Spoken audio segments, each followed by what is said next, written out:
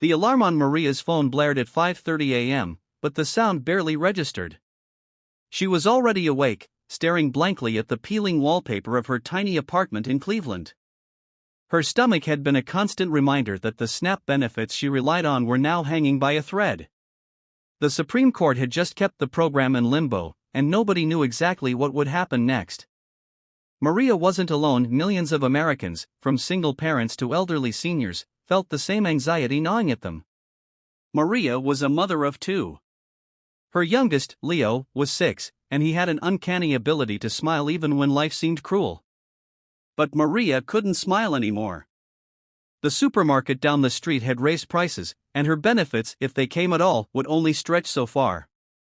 She thought about how she would tell her children that lunchboxes might be emptier this week.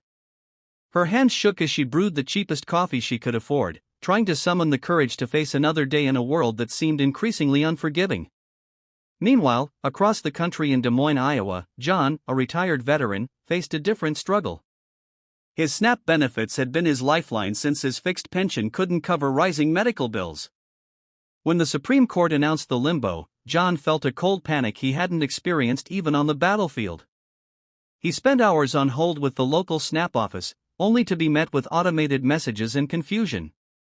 Every unanswered question was a reminder that the system he trusted was faltering. Back in Washington, political analysts and commentators debated the implications.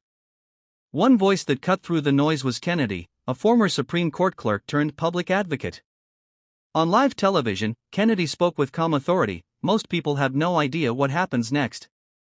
The court hasn't made a ruling to expand or terminate SNAP, they've simply paused. But in that pause, millions face uncertainty, hunger, and hardship. This isn't